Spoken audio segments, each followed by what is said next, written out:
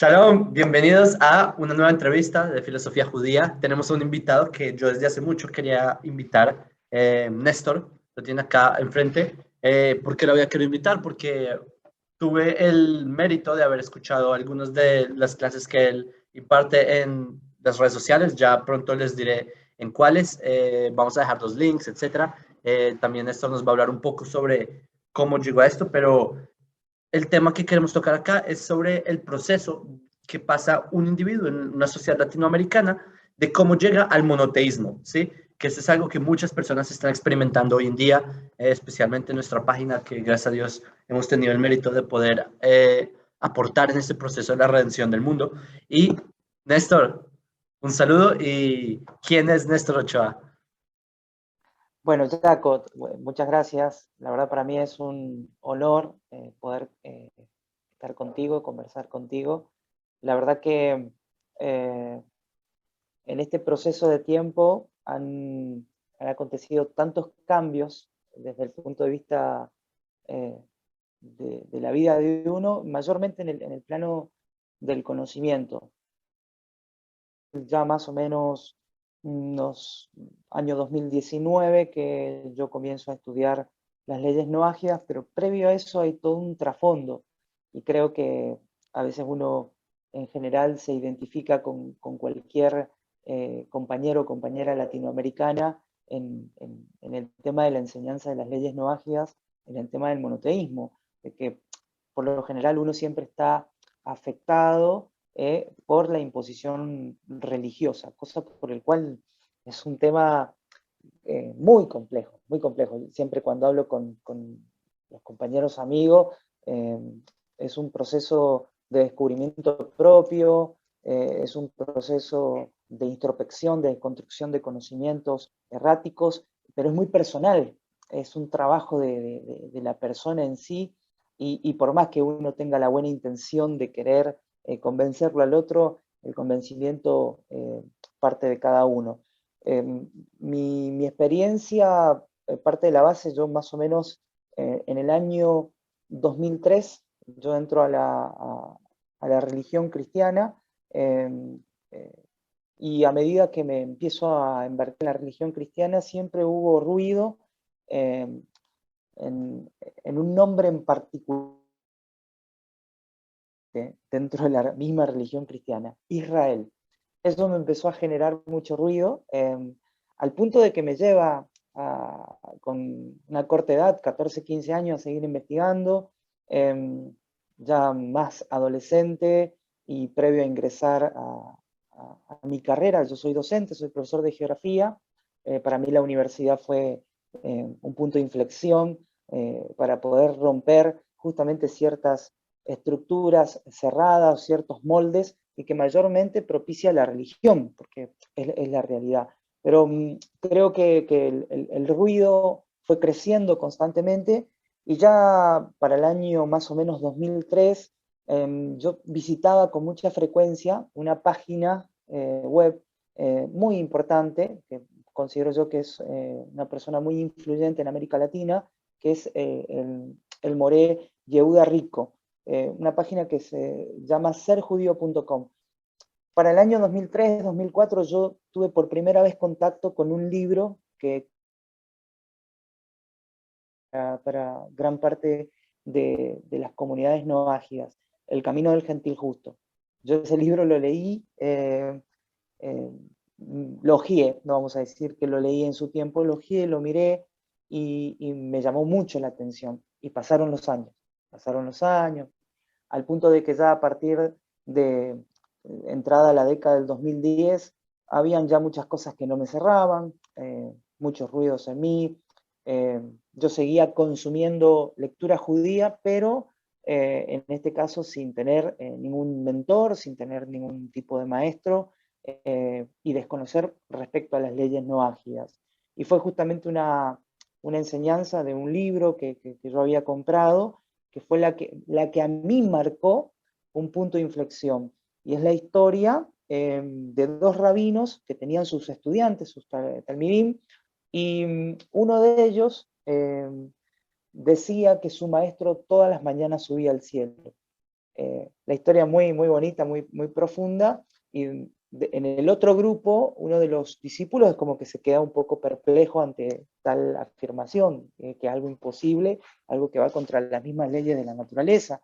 La cosa es que, bueno, este joven estudiante no se queda con eso, lo sigue a este maestro hasta su casa, dice que se mete dentro de la casa y en la noche dice que para no dormirse recitaba enseñanzas de la Torá oral, del Talmud, y a muy temprano, o sea, cuando ya el alba despuntaba, este maestro se levanta, dice que viste con ropas de leñador, sale al bosque, toma su hacha, corta leña, hace un gran atado y lo lleva a una pequeña aldea y va a una choza donde golpea la puerta de esa choza muy caída, muy deteriorada, y sale una anciana de muchos días y deja la leña ahí en ese lugar. Cuando el joven ve todo eso, es como que entiende perfectamente el mensaje, qué es lo que era subir al cielo. Cuando yo leí esa historia, Jacob, lo primero que yo cuestioné fue el Nuevo Testamento. Lo primero fue como que se me vino algo impresionante.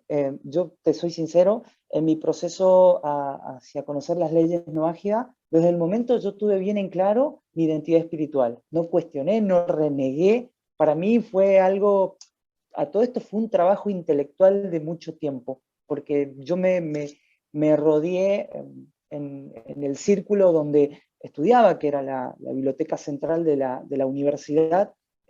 Siempre había un momento donde yo me dedicaba a leer justamente todas estas cuestiones espirituales.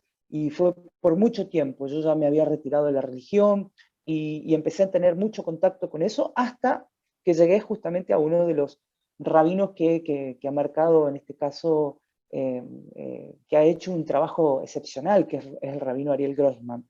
Y él me puso en contacto con el profesor Reuel Rolando. Y ahí empezamos a trabajar, de ahí surgió la idea de poder visitar Chile y poder abrir ahí un grupo de estudiantes con Oliver Asto, ahí sí que entramos en contacto. Y bueno, hoy por hoy se ha hecho un trabajo excepcional. Bueno, Rodrigo Miranda, cual es compañero de estudio, aparte de ser amigos y compañero de estudio, es mi primo hermano, y también, bueno, estamos en toda esta enseñanza profunda de las leyes noagias, cosa por el cual a mí siempre me queda claro una enseñanza de nuestro rabino, que él dice que cuando una persona está de novio, dice que es como que se gesta todo un amor platónico, por decir así. Ya después, cuando pasa a otra etapa de tener compromisos, muchos más serios, el matrimonio, la familia, uno tiene que asumir ciertas responsabilidades.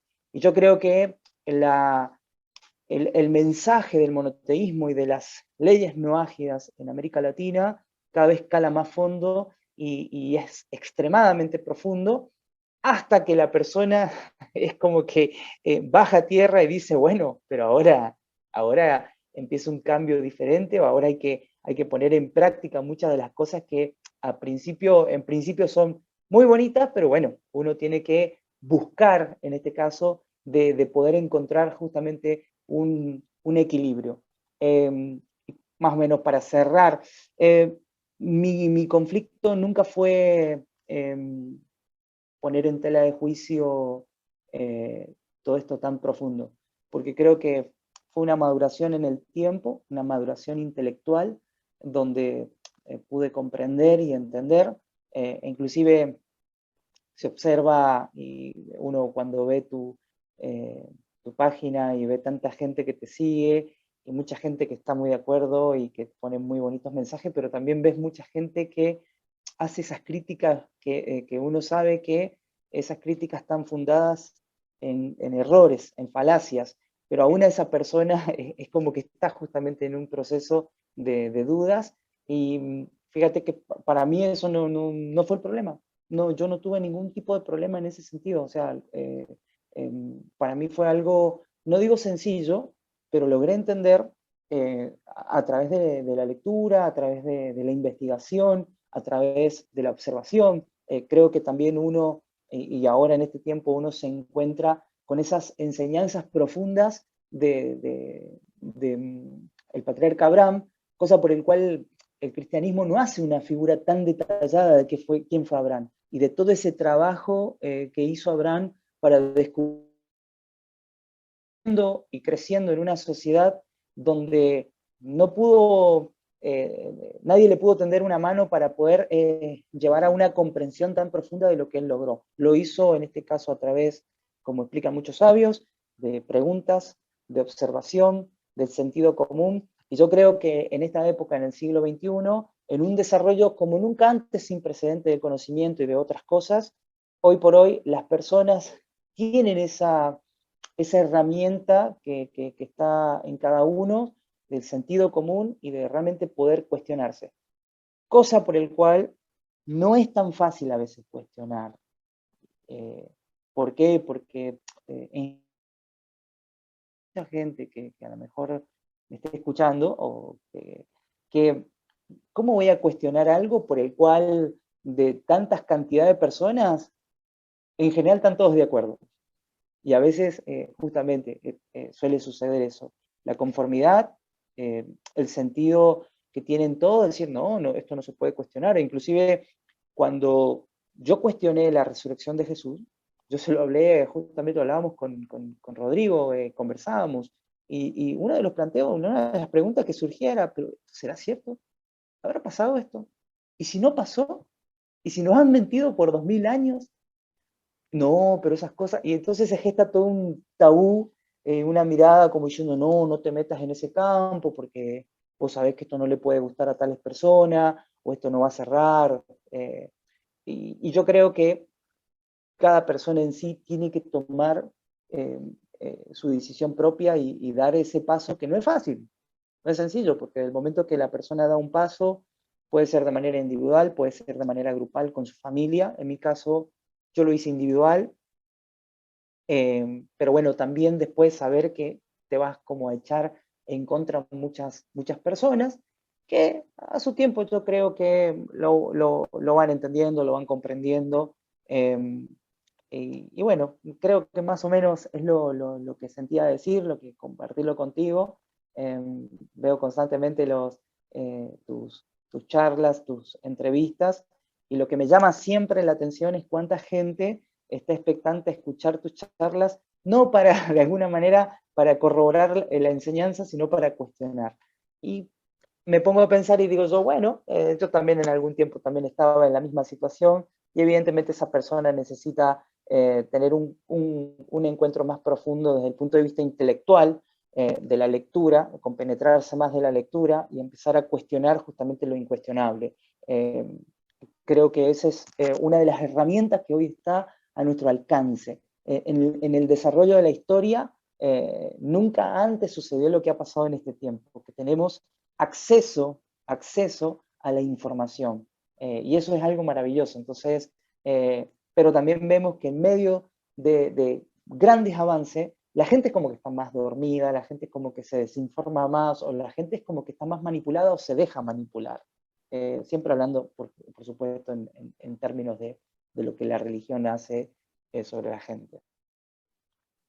Wow, Néstor, la historia. Tengo unas cuantas preguntas. Antes que nada, me gustaría recoger algunos puntos muy importantes que mencionaste. Lo que dices del rol de Abraham es muy fundamental, siendo que Abraham, pensar que él, según el Midrash, dice que hay un Midrash que dice que él llegó al monoteísmo o al camino del monoteísmo a los 3 años.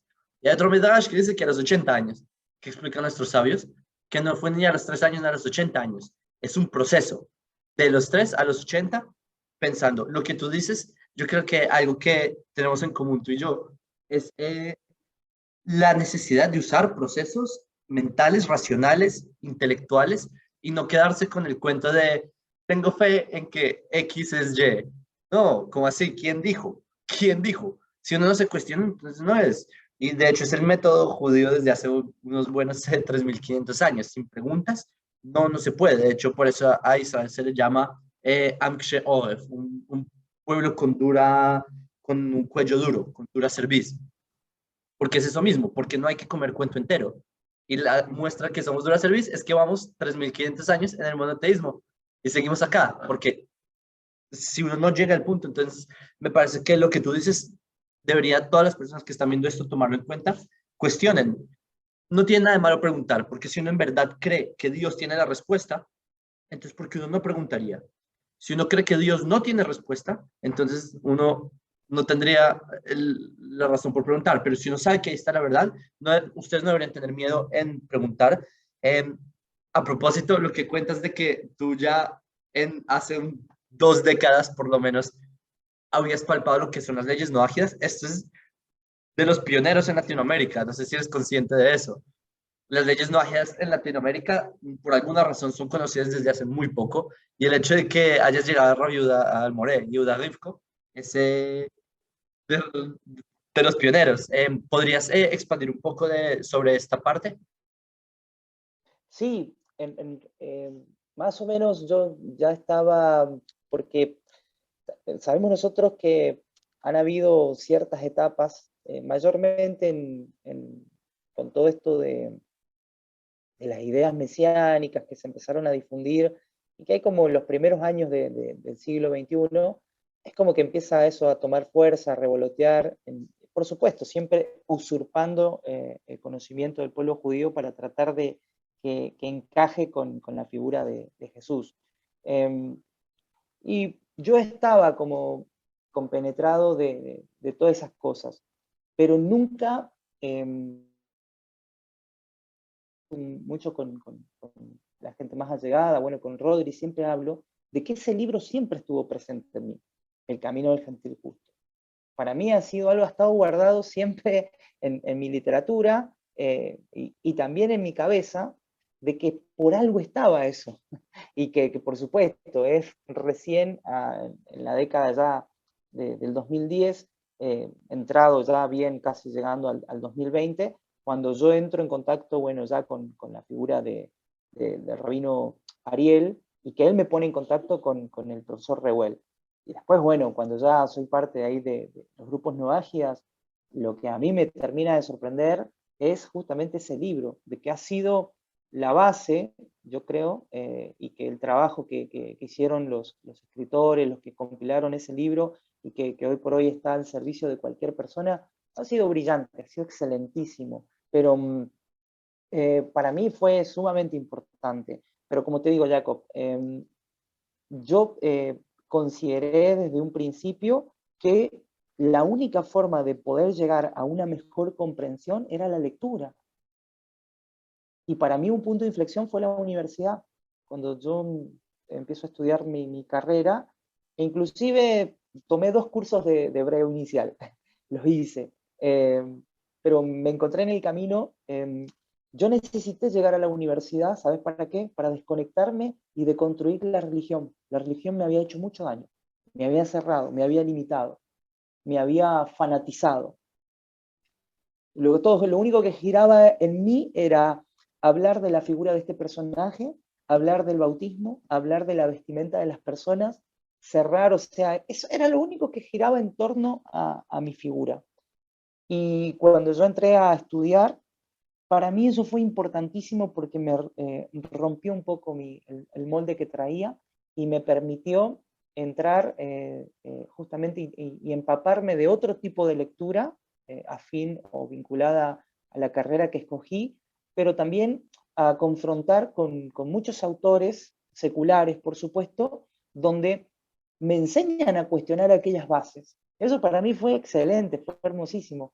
Y siempre, por supuesto, en paralelo, llevar el conocimiento, porque muy adentro mío estuvo guardado eso, cuidándolo, muy solo, porque el momento que yo me retiré de la religión, yo me retiré en el año 2012, a finales, a los pocos meses fallece mi mamá, yo ya me embarco en la universidad, eh, y en paralelo siempre el conocimiento, siempre tratar de ver. Y lo que me generaba ruido en esos años era si verdaderamente la figura de este personaje había resucitado. Si bueno, y ahí empezó todo, al punto de que llegué a tener contactos con libros que estaban en la biblioteca central de la universidad, como por ejemplo Guía para Descarriados, lo leía ahí en la misma universidad.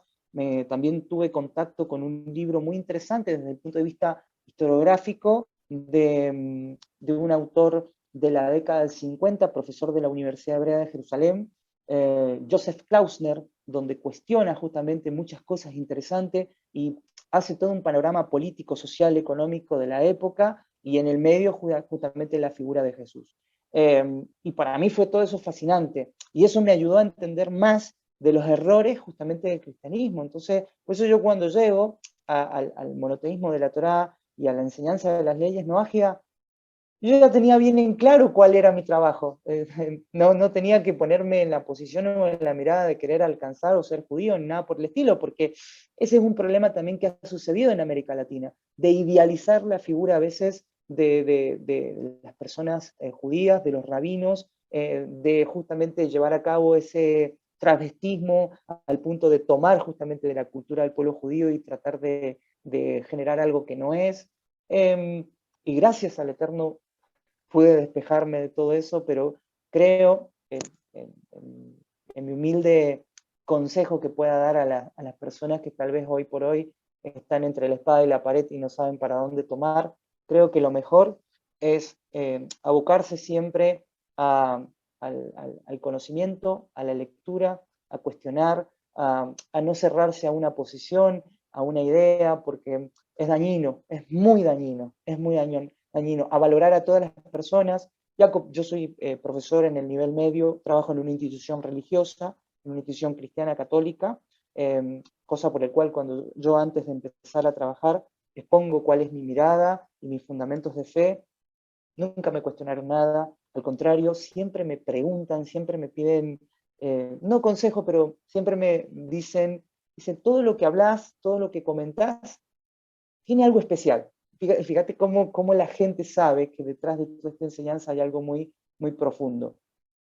Y siempre hablamos, siempre conversamos, creo que el objetivo en sí, más allá de que las personas, o muchas de las personas que hoy por hoy estén en este conflicto intelectual, no hay que perder el eje de lo que somos como personas, de tratar de que a través de nuestras acciones, a través de nuestros ejemplos, a través de errores, de no volver a repetirlos y tratar de construir una mejor sociedad en un mundo en el cual ha evolucionado, pero hay muchas cosas que cambiar, muchas cosas que mejorar. Yo creo que esa es nuestra finalidad y como bien lo han explicado nuestros sabios de bendita memoria, que siempre han transmitido eso, que uno tiene que tener los pies sobre la tierra y tratar de construir una mejor vida en lo que a uno le toca.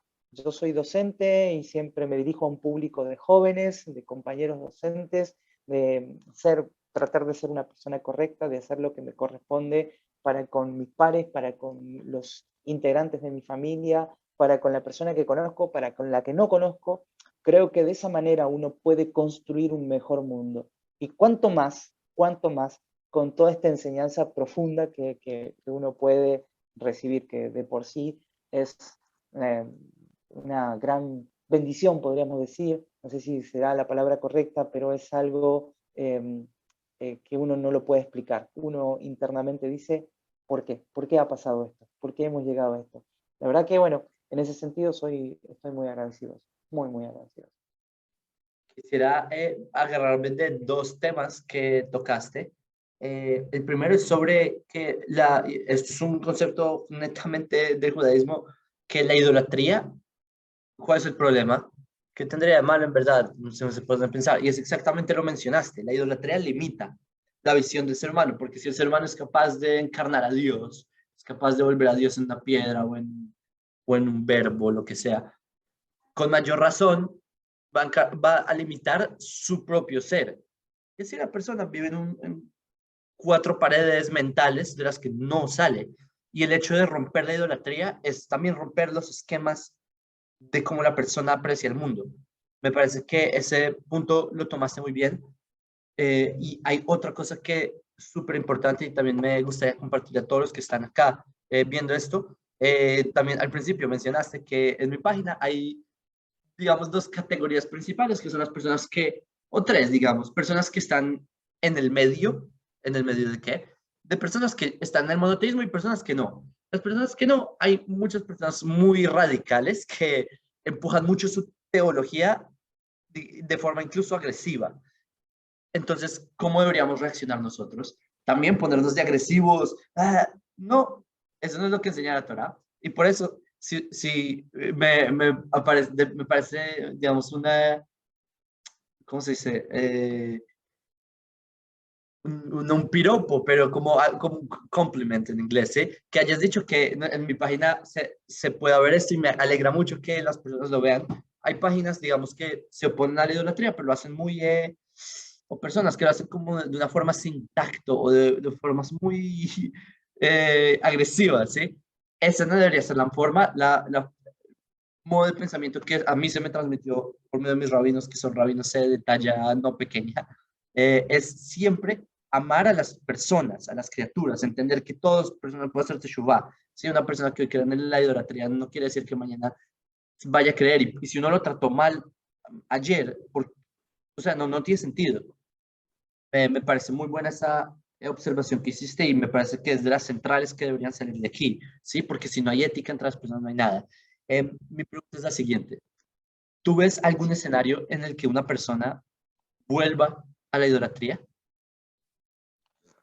Yo creo que una persona que ha llegado al monoteísmo genuino de la Torá, al monoteísmo más absoluto de la Torá, es imposible. Imposible. Em, y yo me tomo de lo que nuestro rabino Ariel nos aconseja, que previo a estudiar las leyes noásticas, la persona tiene que conocer los fundamentos de fe y conocer verdaderamente la existencia de Dios. Yo creo que cuando la persona logra comprender eso profundamente eh, y entender que Dios no es el Dios de las religiones, ni el Dios de la racionalidad humana que a veces se pregona en este mundo, que es mucho más, está por encima de todo. Yo creo que es imposible que la persona vuelva a cometer idolatría. Pero vuelvo a repetir, Jacob, creo que la persona necesita, requiere darse ese lugar, ese proceso introspectivo, a veces hasta alejarse de ese círculo tóxico que en vez de sumar resta y ser la misma persona, tomar justamente el control por sí mismo y no dejarse, en este caso, avasallar, coartar, sino realmente tomar decisiones propias y decir, yo voy a embarcarme en la búsqueda del conocimiento. Por supuesto, siempre teniendo un hilo conductor, es más que obvio, pero eh, a mi entender, creo que no. Creo que una persona que ha logrado comprender el monoteísmo de la Torá es imposible que vuelva a la idolatría. Tengo otra pregunta para ti. Ok, los que se han dado cuenta, tu forma de pensamiento es muy, digamos, apela mucho a la racionalidad, ¿sí? Que de hecho me conecto mucho con esa forma de pensar, porque así se me transmitió de mis rabinos, ¿sí? Pero viene mi pregunta. ¿Consideras tú que cómo está, digamos, el mundo de no ágidas hoy en día, ¿sí? En Latinoamérica hay grupos de estudios, ¿sí? Para los que no conocen acá, en breves palabras, no ágidas son todos aquellos que son monoteístas y no judíos que cumplen las leyes de Noé, ¿sí? Los que, bueno, eso es un paréntesis. Mi pregunta es la siguiente. El contexto que hay hoy en día es que hay grupos de estudio, etcétera, sí, ya pronto hablaremos del grupo de estudio que tú presentas, ¿sí? O que tú puedes, impartes a los demás, pero ¿consideras tú, y esto es personalmente, y ya te diré, mi crítica es que aún el nivel todavía no es el máximo que podemos dar, ¿sí? Por ejemplo, lo que uno aprende en Israel sobre el tema de no ágidas en hebreo, la cabeza se le vuela a la persona.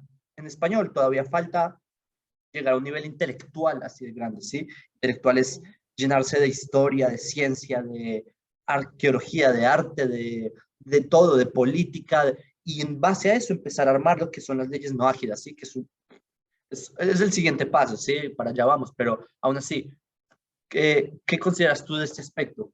¿Que estamos bien? ¿Hay que mejorar? ¿O dónde mejorar? ¿Qué propones tú, que ya conoces este mundo más desde adentro? Bien, bien, excelente es tu pregunta, Jacob. Y creo que no hay una respuesta para tu pregunta, sino que pueden haber muchas respuestas. Esto yo siempre lo hablo con con el profesor Reuel, con Rodri, también lo conversamos mucho, de que yo creo que se están sentando bases. Se han sentado bases. Es algo ínfimo todavía, es más que obvio, porque entendamos que en el mundo, ya a partir del mes de noviembre de este año, la Tierra alcanzará sus 8.000 millones de habitantes. Y sabemos nosotros que la enseñanza no ágida, las leyes no ágidas, hoy por hoy podríamos decir que la región que a lo mejor está un poco más compenetrada es América Latina, no por desestimar a las otras, pero bueno, en el mundo de habla hispano está sucediendo algo, y mayormente la gente que es parte de todo esto ha salido, ha renunciado justamente al mundo cristiano. Desconozco, vuelvo a repetir, desconozco lo que es la región de Asia, lo que es otros lugares, el continente africano, etcétera, desconozco. Pero bueno, yo creo que se están sentando bases. Y creo que las bases no solamente deben girar en torno, a veces, a mi entender, algunas ideas tan solamente tomadas a veces del mismo, podríamos decir, de la misma liturgia judía. No quedarnos solamente en el hecho de hacer algo metódico de toda la semana lo mismo, sino yo creo que cada persona tiene un trabajo en sí. Yo creo que, yo no soy papá, pero yo considero que un papá o una mamá tienen un trabajo muy serio, muy complejo, muy amplio, de educar y de criar hijos, de generar que esos hijos el día de mañana sean personas correctas, sean profesionales.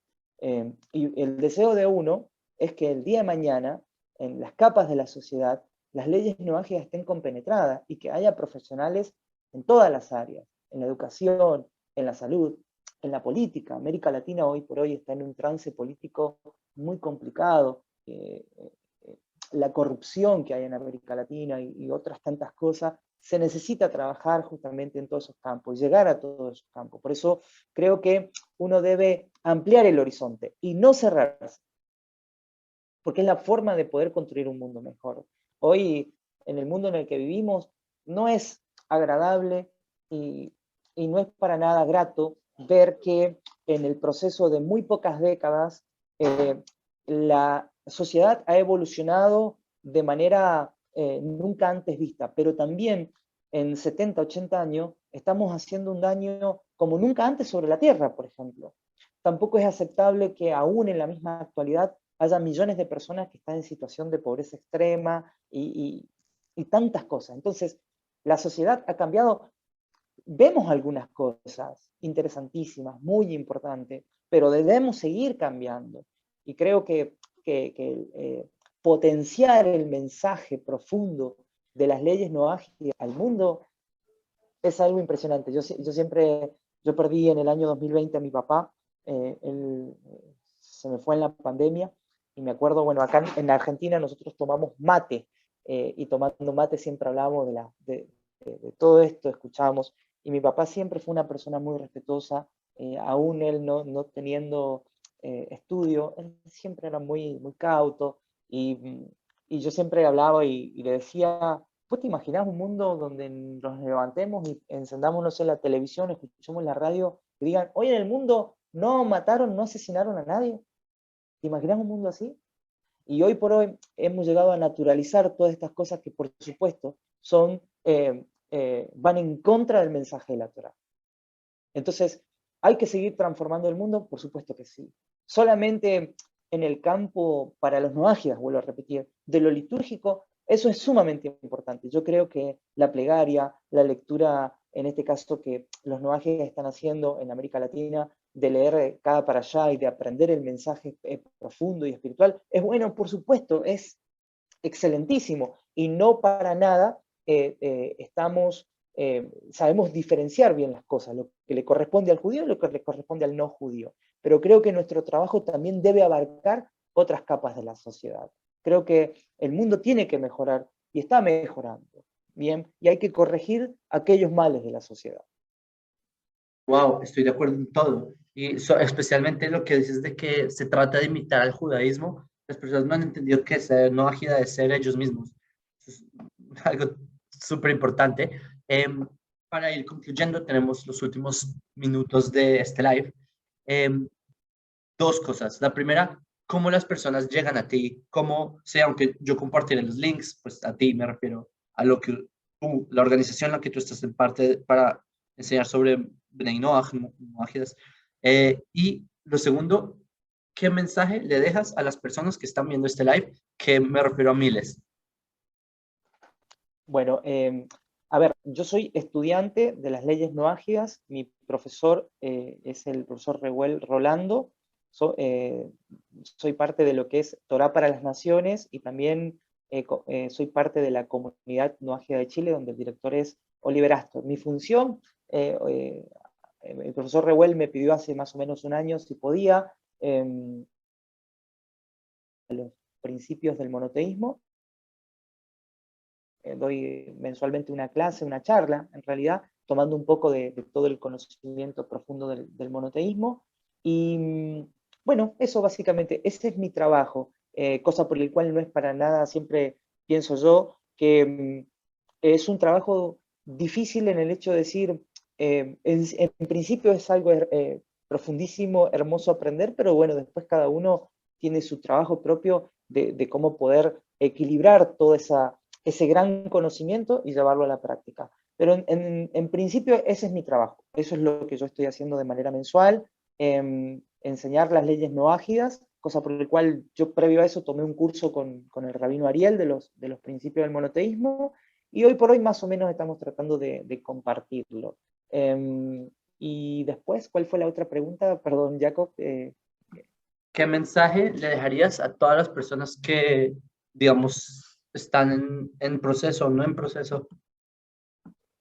Bien, bien, yo a lo mejor esto es un mensaje muy reiterativo, repetitivo, pero yo creo que lo primero que tiene que hacer la persona es llevar a cabo ese trabajo de desintoxicación de a veces de cierta información que puede estar a mejor ofrecida por personas que convivan, tratar de aislarse y alejarse un poco y apelar un poco al sentido común,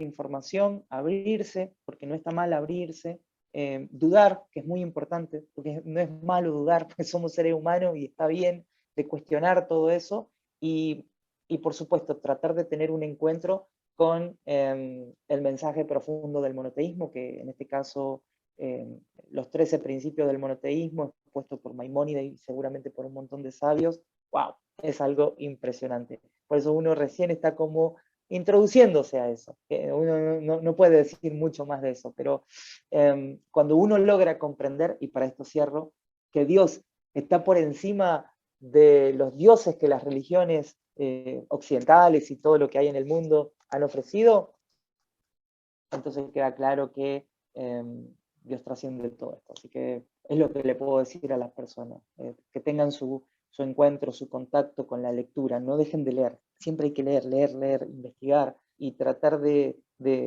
ver en el mundo que estamos, la sociedad de estos días. Wow, gracias por haber participado, gracias a todos los que vieron. Contacten, cuestionen, yo siempre me gusta cerrar con eso, pero con lo que me gusta cerrar es sean buenas personas, todo lo condensó Néstor, y si quieren más de este mundo de información, aquí lo tienen, señores. Un saludo a todos desde Israel, también desde Latinoamérica. Shalom y lo mejor.